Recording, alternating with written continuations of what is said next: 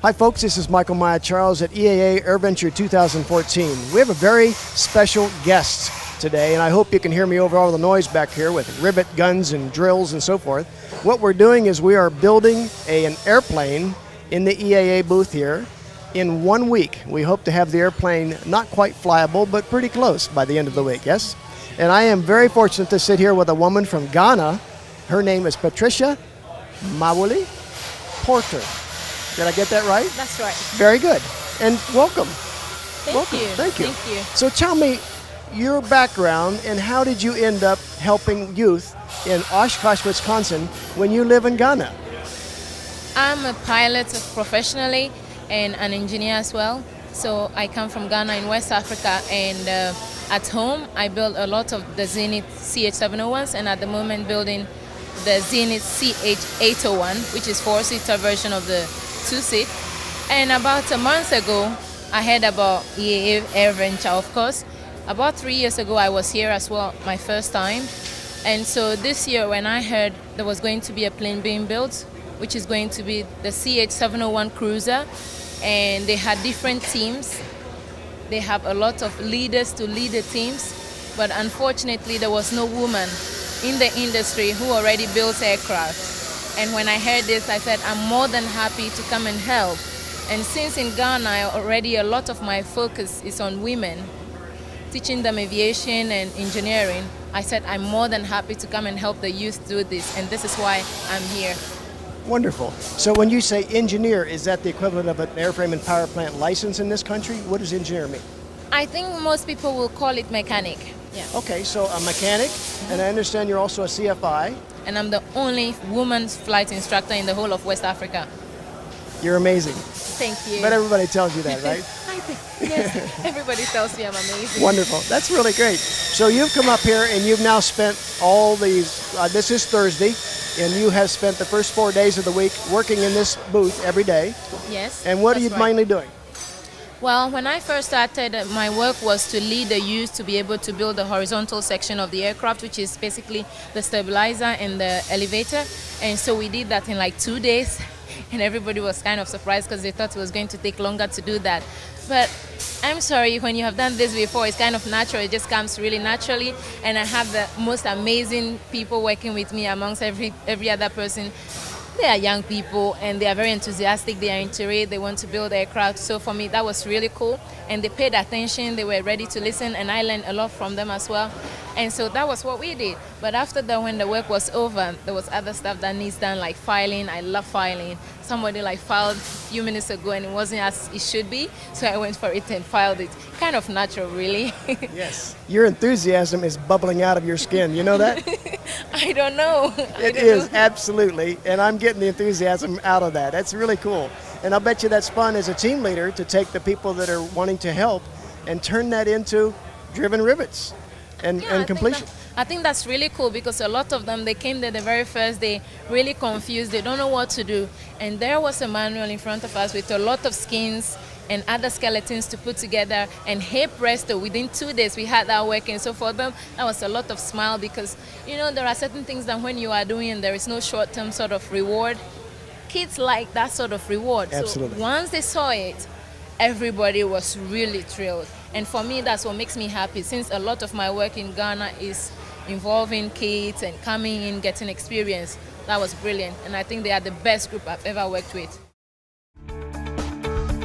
The Evolution Flight Display System from Aspen Avionics delivers unique reliability and safety features to GA pilots and is truly the most flexible and affordable EFIS available.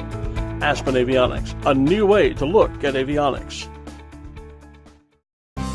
ForeFlight Mobile gives you better situational awareness, more productivity, and simplified decision-making in one elegant app. Start your 30-day trial today and discover the joy of flying with ForeFlight. The debate is no longer about upgrading GA aircraft with NextGen, it's about financing it. The NextGen GA Fund is about doing just that. Find out more at www.nextgenfund.com. Waco Classic Aircraft now offers the Great Lakes 2T1A2. Inspired by the classic YMF 5D, it's smaller but with 180 horsepower, simpler avionics, and fully aerobatic. Waco lets you fly simply for the fun of it. www.wacoaircraft.com.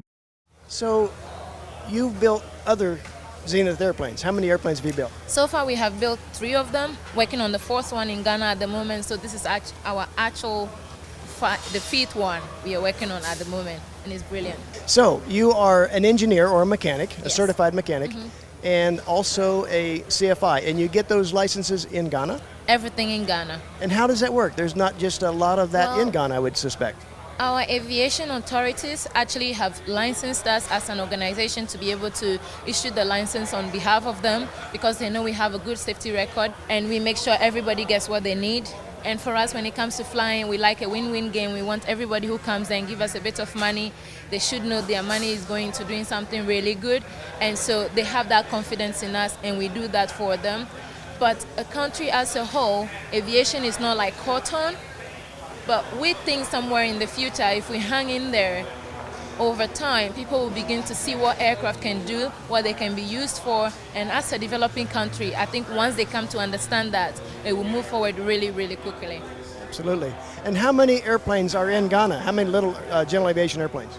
If you talk about general aviation aircraft, I will be honest with you, there are not many of them. I think there are less than 100 of them, less than 100 of them. And we are the only private aircraft operators in the whole of the country. Wow. And how big is Ghana for the people that don't know Ghana very well? Ghana has a population of about 24 million people. And so it's not a very big country, but when a lot of people hear about Ghana, they think it's a little city, but it's a huge country.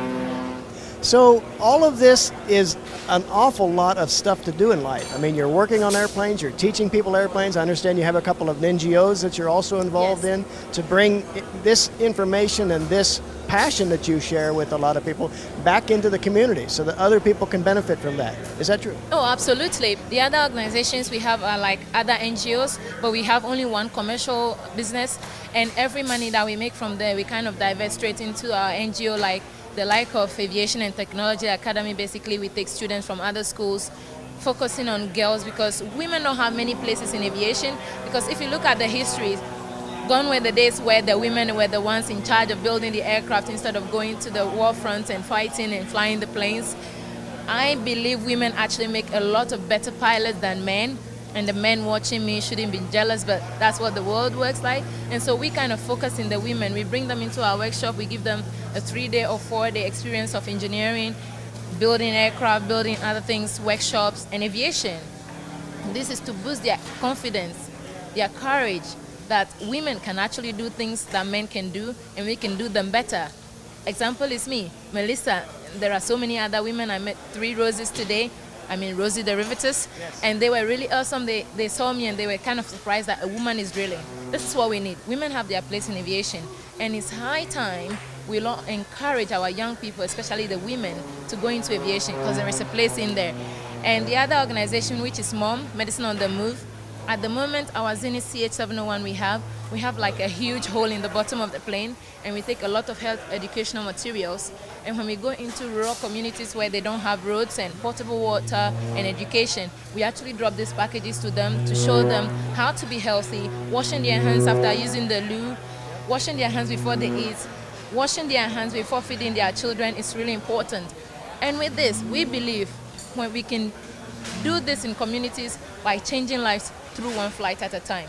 And the common route is an airplane, is aviation. An airplane, exactly. Aviation is really huge, and it changes lives. Well, you are doing amazing things, and I salute you. And I thank you for spending some time with us, because it's important to get the message out of what you're doing and let other people know that it's possible for them as well. Oh, thank you for having me. Absolutely. Thank If a you. woman from Ghana can get this done, think about how easy it is for most of us in the U.S. We have Yeah. more resources and more I have a availability. punchline I like to always tell every young person, and for those of you who are listening or watching me, I want to say to you, if you're a young person, they're confused about what to choose as a career in your life, remember aviation has a lot of place for you, and the only way you can succeed is through hard work and determination.